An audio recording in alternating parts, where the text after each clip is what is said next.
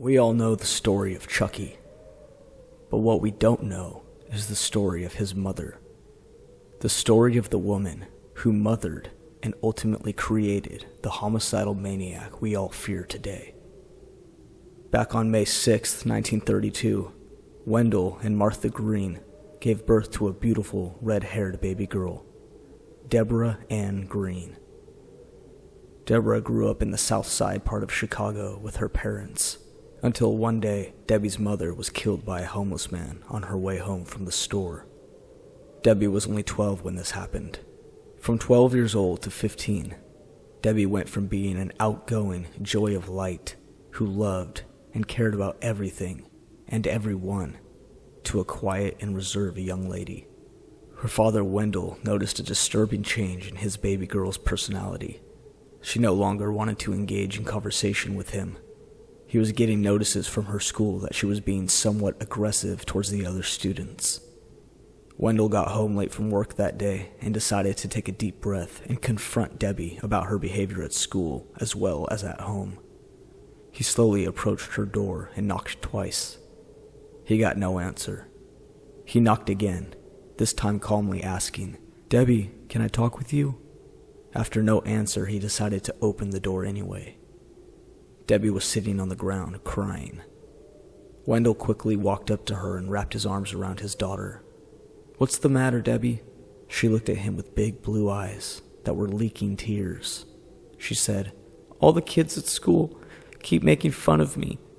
They keep making jokes about how I'm going to be a horrible mother because my mother is dead." This story broke Wendell's heart. He couldn't bear the thought of his daughter being in so much pain.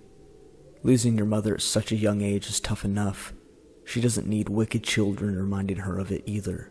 But being a parent doesn't always mean that being sympathetic cancels out the parenting that needs to take place. So Wendell sat Debbie down on her bed that was full of stuffed animals. He started asking her about how she's been handling it at school when these kids pick on her. Debbie was reluctant to fess up to her behavior. He was asking if she had been mean back to the other kids. Debbie just kept looking down and shrugging her shoulders. Wendell was getting nowhere with his conversation. Even though he felt sad for his girl, he still needed answers. So he picked up a doll that was next to Debbie. He handed it to her and asked if she could show him what she does to the kids when they pick on her. Debbie slowly grabbed the doll and held it in her hands. Wendell asked again, "Debbie, show me what you do to these kids that are mean to you." Debbie placed both hands on the doll.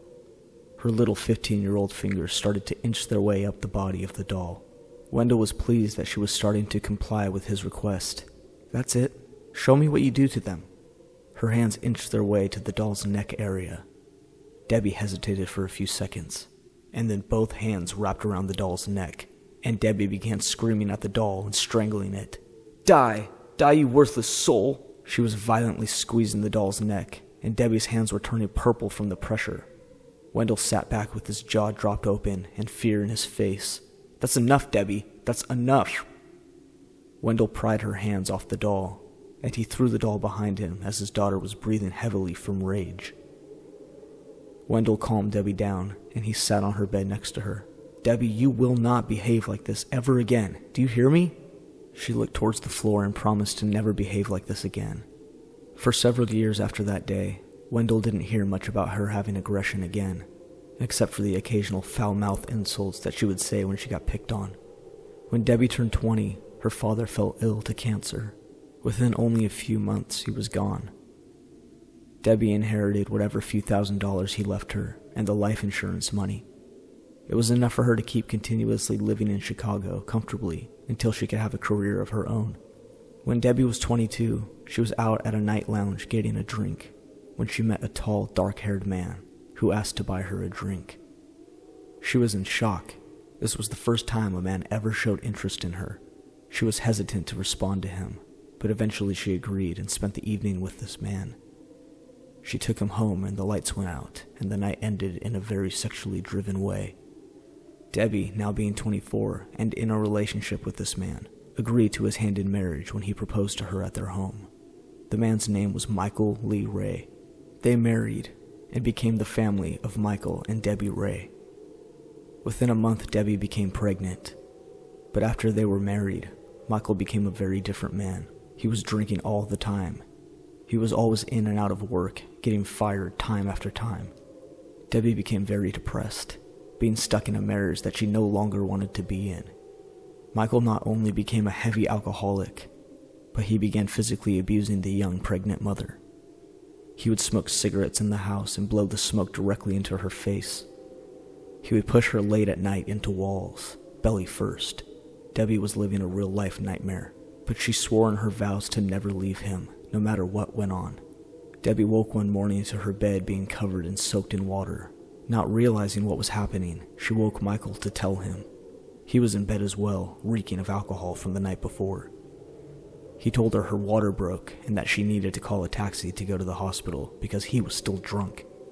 The delivery took several hours, but after a long and painful birth, a baby boy was delivered. She took the baby home a day later to meet his dad. Michael looked at the baby in disgust. He said, "So what's his name?" Debbie looked down at the baby and said, "Charles, after my father's middle name." Michael rolled his eyes and said, "Fine, but he's taking my middle name." The unnamed baby became Charles Lee Ray. Throughout Charles's life, he witnessed his father abusing his mother, calling her every horrible name you could think of. It wasn't until Charles was in his late teen years that Debbie was reaching her breaking point with Michael. One late night around 11 p.m., Michael stumbled into the house. Charles was on the couch reading a newspaper. Michael looked at Charles and then looked around the room. He finally made eye contact with Debbie, who was folding laundry in the kitchen. Debbie put on a fake happy face and said, "Hello, sweetheart. I'm folding your laundry." Michael walked up to her, swaying back and forth from the alcohol. He picked up a piece of clothing, smelled it, and threw it at Debbie, telling her it stinks and to wash it again. Michael then went on to walk up to her and slap her in the face repeatedly.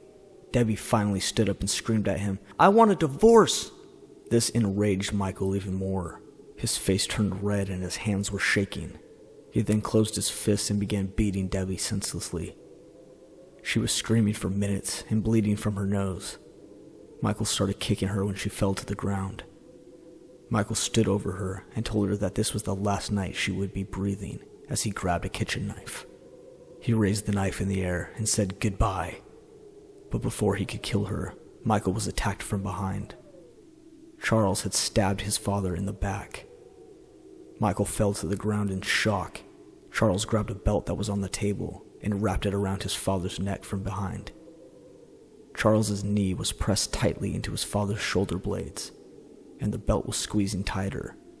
Michael was gasping for air and flailing on the ground like a fish. Charles grinded his teeth while he strangled his father.